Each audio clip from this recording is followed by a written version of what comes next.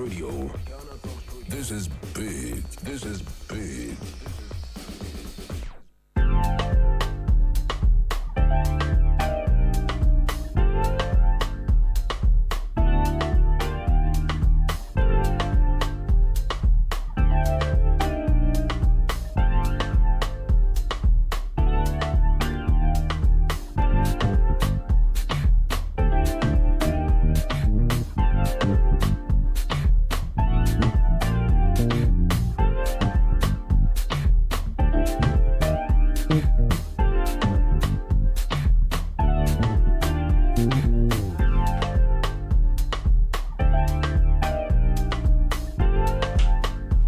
Hello, lovely people of GTR.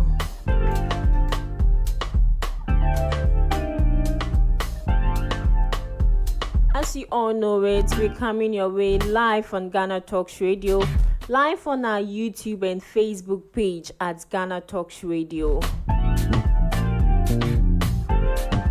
You're also live on the Ladies Avenue. Ladies Avenue. When it comes to the Ladies Avenue, we bring to you anything and everything concerning our ladies out there. From politics, entertainment, social, and many more.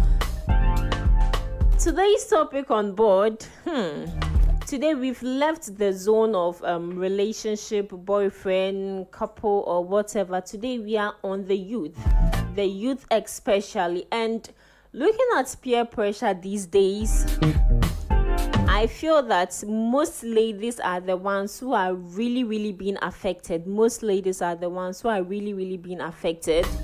Some boys are also being affected, but ladies are 99% always affected by peer pressure. They are influenced easily. So today we are looking at how to eradicate peer pressure amongst the youth. How to eradicate peer pressure amongst the youth. I have with me Ohima Lillian and also Gertrude today in the studio here with me. But before we move to them, when we talk about peer pressure, how do you understand peer pressure? So peer pressure involves people with the same group influencing others in the group to engage in behavior or activity that they may not otherwise engage in.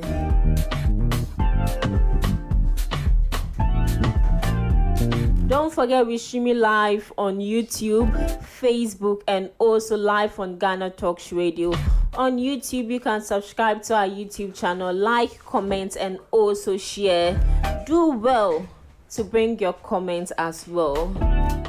Ohima Lillian. Yes. Everything cool. Yeah, everything fine. What? I'm hungry. Yeah, I'm hungry. Don't worry, the food will come very soon. All right, Gertrude. Hope everything is cool. Yes, by God's grace. All right.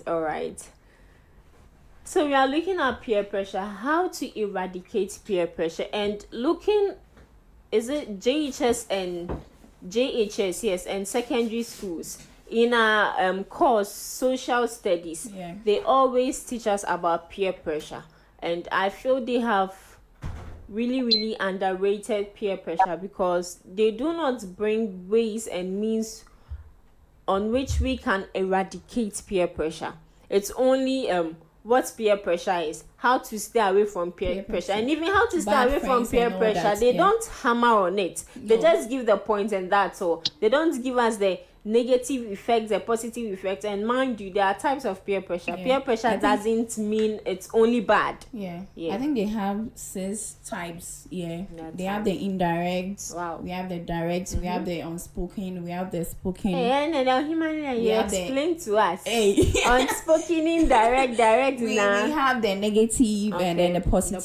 But it's like right now, we focus on these 2 things. That's the negative and then the positive. And with the spoken and unspoken, it's like the same as the positive and negative one. But it has a different explanation and all that. So I made a definition of peer pressure. Yeah. So moving this one, we are not talking plenty, moving straight to how to eradicate peer pressure, because mind you, the young ladies of today, a lot are being influenced, especially these hookup and stuffs and standing by the roadside. Is it prostitution or whatever? Yeah. Sisters. They been problematic. A cool sister club. They have the time that they go for meetings and all that. Yeah. So we have to find effective ways to eradicate peer pressure, so that our young ones coming up won't fall prey. And how do the ones who are already in that bad behavior, how do we bring them out of it? So I'll start with Gertrude. Okay. Thank you. So I think peer pressure is something that has always been there, and I think there are certain things that will always be there with us as humans, and I don't think there's anything we can do about it. The only thing we can do as a parent, as a sibling, as a mother, father, parent, family member, friend, or whatever, is teachers, is just to, sensitize your students or pupils or sons, daughters on, some of these things, how the forms in which it can show itself, and how to stay away from certain people who rather influence you to do things that you normally not do. So I feel like it just comes with a lot of like role modeling as well as parents, like, what kind of lifestyle, how do you communicate, or how do your children see you, like at the home front, and also like, because children learn a lot by what you do, like, seeing what you do and not necessarily what you tell them. So I think that's because the truth is your children will not always be with you at home. I mean, they will go to school, and I think even because growing up, we spend more time at school than we do at home. Because like when you wake up in the morning, like by some people by 6:30, 7 a.m. they are off to school, and they come back by, let's say, 4:30, 5 p.m. ish, and they just come and do some house chores and eat and sleep or whatever, spend some time. So we spend most of our growing up years in school more than at home, except of course for vacations when we are home and all that. So when your children are at school, you don't know who they are talking to, you don't know who they are rolling, you don't know. I mean, they can choose to be open or open up to you about certain things, but they can choose not to. So that's why it's very important that from a very young age you start teaching them certain values like contentment, and how to know who to be with, or who to call a friend, or who not to. Certain traits that you can spot in a person that can tell you that, okay, this is someone who probably could help me, or this is someone I can be friends with, or maybe this is someone I don't think we can be friends because of certain traits.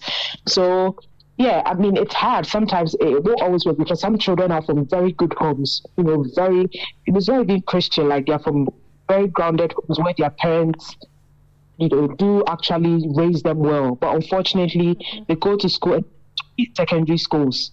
They go to secondary schools, and because at that time, that's when you're kind of forming into becoming an adult. So that's critical, and that unfortunately that's the stage where a lot of people also fall into bad company and end up doing things. I mean, I know of people personally who in secondary school fell into bad hands, and it ruined the course of their life. So it's really important. I mean, upbringing becomes a key part, and I'll say the rest is by luck, I'll say, because certain children would still go into these schools or may fall into even bad company, but because of maybe certain things that they've been taught at home, they may be able to alienate themselves from such people. But not everyone is also like that. People just fall under pressure, especially when it comes to drugs. Try this, it's just one business, then immediately they do it 1, 2, then it becomes a habit. So it's a very dicey topic, because it's not always like, you come from a good home or your parents do bring you up well, but sometimes it has a lot to do with the child as well, I think, because I went to a boarding school, a secondary school in Ghana, and I had friends and, people, some of my friends used to do certain things, especially when we go back home, vacation and all that. But I never did that because, first of all, like I grew up with my grandma. My grandma is very strict, and there's no way you're allowed to do certain things, go out at certain times, come back at certain times. And I mean, people still found a way to escape, but I wouldn't do that because, I just wasn't that kind of person. But some people also did certain things, and, at the end of the day, it all depends on the individual as well. So. Okay, so with a few points I took from Gertrude. First of all, the parents, no matter how good they bring you up, and also the parents teaching the kids contentment, and also a larger part of peer pressure or the child going wayward comes from the child himself or herself. So Himalayan, before I come to you, your question is very, very, very tough. You're not yet a parent, but give me the ones that is not tough. The AC will cool you down. I think she said something that we have friends, like maybe your parents bring up you well, and later you end up doing some certain things, all because you are being influenced by someone. I used to have a female friend, and she was somebody who was like, they don't even allow her to go out. She's always at home. Even if she go out, maybe she's going to school or something. That's the only thing. Like, she visiting her friends or something. But she ended up, I think the chance that she had was when she was in SHS, because she was in the boarding house, and she was doing some things that was, I think it was abnormal or something. She even ran from, she would leave the school and then go to the boyfriend's place. Like, she was doing something because she didn't have the chance to do all that. And I feel like sometimes our mothers, like, although I know where you're getting to, and it's really getting to my question. Okay, so if you just joined, your live on Ghana Talks Radio, live on our YouTube and Facebook page at Ghana Talks Radio. Do well to bring in your comments. You can also send your comments via our WhatsApp line 020-254-4614. 020-254-4614. Okay, so Himalayan, before you jump to the answer, whilst I haven't given you the question, do you think strictness from our parents, it's also a contributing factor to peer pressure? Because as you said, your friend, immediately she got to SHS, she became a bad girl. So don't you think that our parents should mix strictness with flexibility? Because the strictness is too much, and no matter what, we sometimes say sex, when you want to have sex, how many minutes? 20 minutes, 20 minutes, 5 minutes, now we you see. So sometimes don't you think that our parents should make strictness with flexibility? They shouldn't change now. Don't go here, don't go here, but among kind and bang. They used to say that no matter what you do, and we have some parents that they are strict to the extent of, like, the child don't even feel like, she doesn't even have the freedom to do anything because she's scared that, if I do this, my mom will just be mad at me. My mom will just disown me or something. It's good to be straight, like, but it shouldn't be maybe 100%, at least 80%. Let your daughter or your son feel. You see, because anytime that you are straight on your child, people like friends will influence him to do something. Maybe he wants someone to talk to because of the way you are, the way you treat her. She feel like, oh no, I don't even have to open up to my mom, because even if I do, she will even conclude that, oh, I'm doing it. So sometimes it's good to be straight on your child, like train your child well, so that when you are on say, but it shouldn't be 100%. It should be 80%, because I know some people who are being trained well, like bring up well, and later they end up being a thief, like chrono, those types. So I say, and I'm sure if somebody, and these days too, like ladies are being influenced down one day, like very true. But especially with material things. Yeah, even those who are even married. You see, they are being influenced. Married women. Oh yeah. In case maybe you have a friend and you have the opportunity right now, like you're married and you are living a good life, you're okay with everything. she's jealous, so she will try and then influence you on bad things so that you and your husband will just end things up. So in some cases, our parents, this one, we are pleading on you. We are pleading on our parents. Because me, for instance, my mom was straight on me. Like, very straight. I think the only place that I've been going is maybe I just moved from the house to the hair shop. That's the only thing. And from the house to the shop, and from the shop to, I mean, maybe school or something. When I close from school, I'll go to the shop. I don't even go home. I have to wait for her until the time that she closed, then we all go home. So sometimes she do something, I was like, she doesn't even let me go out too.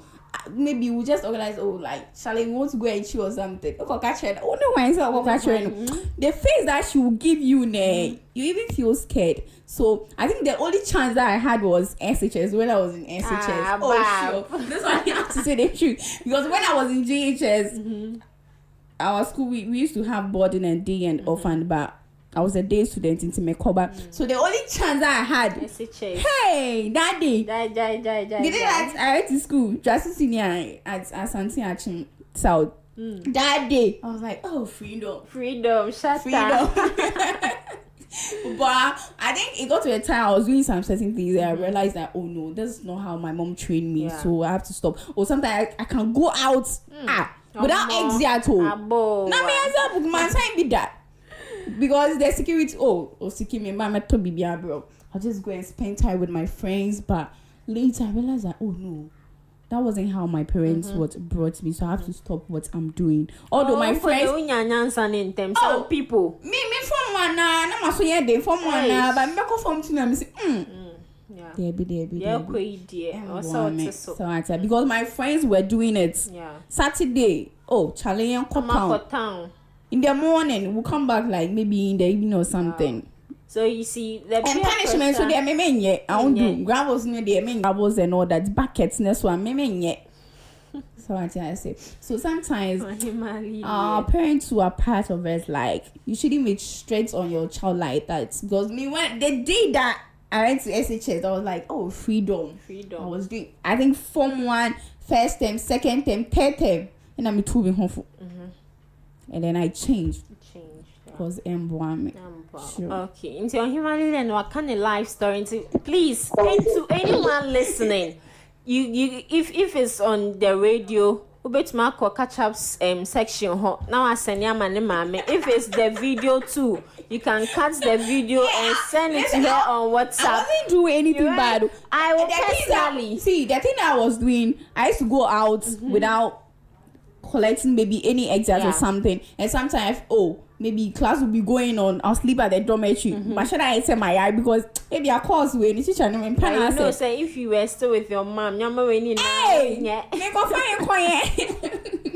Okay, so we've looked at the parts of our parents where our parents are also a contributing factor to peer pressure, because we always say, even in our social studies handouts, we always say parents should mix strictness with flexibility. We know you want the best for your child. Yes, but Charlie, the strictness is too much. With what Hima Lillian is saying, from the house to school, from school to the shop, from shop to the house, nothing. She's not experiencing anything. So the little chance she had, you can imagine the things Ohima Lillian did. And this is what we are pleading with our parents. Our African parents, it's not their fault. The African runs in their blood. I got you. I'll just into this a bit. You see, sometimes I don't blame certain parents for being too strict, because they have their reasons. Maybe growing up, let's say they had much freedom to do things and they ended up in bad company, or they just feel like if they allow you too much, you will do certain things. But like you said, there should be a balance, because I have a friend whose mom was also very strict on her, especially when it came to boys visiting her or she going out and all that, because she gave birth to her as a teenager. So, and the father rejected the baby, and all that drama that comes with that. So sometimes parents have their reasons for doing certain things. I understand, like, sometimes some of them go way overboard and, they can tone it down a bit. But, when you're a teenager, you kind of have this rebellious spirit. And I think it comes with the territory, like, at that age where your hormones are raging and, like, you just want to be free, let go to do certain things. But see, it's not everything that you have to do. Like, people think like, oh, growing up, you have to try different things. You have to try everything. You have to do this. You don't have to do that, because sometimes what you think you have to do to, feel like, oh, you are growing or you're grown, that's actually what will destroy you. Some people don't know this, because maybe that party that you're going with your friends that you want to go, maybe if you go with them, it could be an accident. It could be one of them like will be in trouble and you'll be involved in that trouble. Maybe you don't even know anything about it.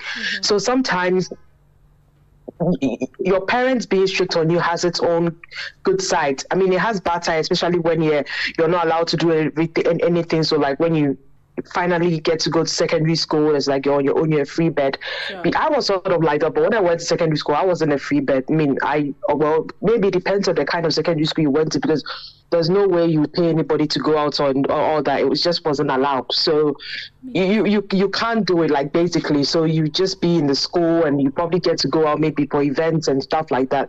So I think at the end of the day, that's why I said before that a lot of this depends on the child, because you can train a child, even though the Bible says train a child the way he should go, and when he goes, he will not depart of it from it. That is not entirely true, because people are trained well and they still depart from the trainings. I mean, sometimes it takes God or whatever for them to retrace their steps back. But some people will be long gone, and there's nothing anybody can do about it. So these things is not really like a one size fit all. It's not, oh, if you do this, or as a parent, you need the grace of God or whichever religion you believe in, because you can give your children the best, and somebody from a bad home or with a bad influence will just destroy their lives just because they met. Exactly. So you can do your best. At the end, you just leave the rest to God, to guide them. When I was in secondary school like this, my parents were always. I didn't go out with my parents, but every time they call me, like, they talk to me, they advise me. I was with my grandma as well, and I didn't want to cause trouble because I'm the first child and, all that. So, like, at the back of my mind, I felt like I had some, like, responsibility or some sort of, like, to leave a good legacy or whatever behind for my siblings. So I think that was me, but that is not everyone. So people are different, and these conversations is like, it can be captured in different like bits, because people come from different homes. Some people's homes, they are given the freedom to do things. So when they go to secondary school, when they go outside, they don't feel like they've missed much, so they don't end up being reckless. Sure. Some people are also, raised up from very strict homes. They go out and they don't misbehave because they know the kind of homes they are coming from. Some people also come from strict homes. They go out and then they end up being destroyed because they feel like they now want to experience all those things that they've not been able to all those years. So it depends. I think a large part of this peer pressure thing, you can't stop your child from going to school, meeting people and all that, because they will stay with you forever. Sure. They will go out one day, they'll go outside one day, even if it's not school, relocation, whatever. But at the end of the day, you can just pray for the grace of God to guide them so that they don't stray away from whatever values that you instilled in them. Yeah, very true. Sometimes, and my mom always says something, say, "Obano obeye akola pa."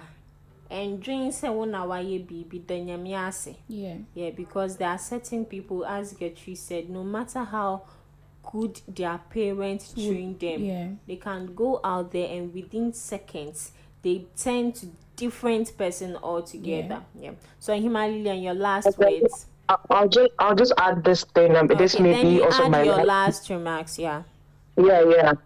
So I think one day, this lady, Delay, when she was closing one of her interviews, or I think she was opening or closing, she was saying something about friends, and she said, like, you hardly hear someone say, oh, it was my sibling or it was my brother or my sister who influenced me to do this. It's almost always friends. Mostly, like, when you check like the statistics, like people who probably fell into drugs or maybe prostitution or all these vices, when you go deep down, you realize that it's a friend. Yeah, it's a friend. And she was saying something like, at the end of the day, family is like the your first point of contact in the world. So it's rare. It's hard. It's very hard for, a family. I mean, it happens, but it's very, very rare for your sister, or your brother, or your parents to influence you to do something bad. Or do something that they know that will harm you as well. It's mostly friends.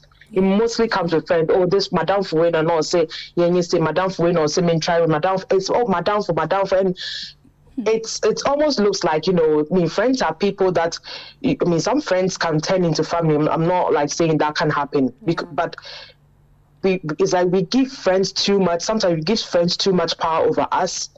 And it looks as if like we don't have our own mindset, and that is something that's really dangerous, because at the end of the day, this whole peer pressure thing also comes from not having your own like opinion or your mindset, or if someone comes to tell me, or I'm a friend, and maybe the person does something that I don't do. There's no way you can influence me to do something I don't want to do, unless I want to do it. But if I don't want to do it, you can't influence me to, because that is how I'm built. And it can be a good thing, it can be a bad thing. Yeah, like the accounts call it my grandmother used to use that word, I forgot, I think, is it chin or something? Yeah, like you're headstrong and you don't really allow people to influence you easily. It can be a good and it can be a bad thing too. But for me, I think it's a good thing, because you don't allow yourself to be influenced easily. Because we live in a world where if you don't take care, you are on the right path in your life towards your destiny. Then someone will cross your path. It's not even just even relationships as well. Somebody, you can get into a relationship with someone, and because of the person's vices, they will ruin your lives. So I just feel like we really need to be careful with the kind of friends that we also keep. It's not everybody that has to be your friend. Like you can keep people as acquaintances, hello, hi, and how are you, and the conversation ends. And not everybody needs to know where you live. Exactly. Not everybody needs to know about what's going on in your life. You don't have to open up to everyone you just need to be very careful, because like you said, it's a cold outside, and the world is really not a friendly place. Yeah, all right. So, yeah. Thank you very much, Rahimali, and please wrap up for us. Okay. And our Kanina. But I think we have to stay away from bad friends. Sure. If you know that you are with someone and always the person gives you a bad advice, know that this person will help you. So you just have to cut the person off. I think that's all I have to say for now. Because wait, let me say a small thing that happened to me when I was in SHS. I think it was Form 2 second term, and I used to have one friend, like she was close to me, and one day I ended up calling my mom that mom, may I really to hospital. So, you see, because she was doing it. Hey. It's something that she was always doing it. So it was one of my bedmates, that's assistant headmaster of administration. That's what Lillian has done. And it wasn't right. So that day it came out apart. I realized this kind of friend, I have to stay away from her. It doesn't mean that I don't have to talk to her. Yeah, it's your same process now. So this kind of friends, I have to stay away from her. But I was talking to her maybe hi at saying, but not to that extent of maybe me doing worse than that. So we should just stay away from those bad friends, because it won't help you. It can even change your destiny. Yeah. All right. Thank you very much. It can also change your destiny. That is also for Lillian. Okay, so this is where we end the show for today. Our listeners live on Ghana Talk Show, our viewers live on our YouTube and Facebook page. We've said a lot today. It is up to you to take something out of it. The kind of friends you associate yourself with, the kind of friends you mingle yourself with. But when him said this kind of friend, it's leading you to distraction. But was so ding. I say really. But that's what I say. Oh, Madam Fuwe, the no mommy, scan Obama kakran, crown out bando mommy. Charlie, you should be wise. They say a word to a wise is enough. So this is where we end the show for today. A big thanks to Ohima, Lillian and Gertrude for always bringing their little knowledge on board, and also to DJ Rock, the only rock without a C, the ladies' favorite, the versatile producer. Thank you very much. And not forgetting our listeners and viewers of GTL, kudos to your elbow, and we say Ayiko. But before I leave, honoring our sponsors, BB Superfine Bakery, Thames Metal Corporation, GTL Sounds, and also Ify Lounge. BB Superfine Bakery, Thames Metal Corporation, GTL Sounds, and Ify Lounge.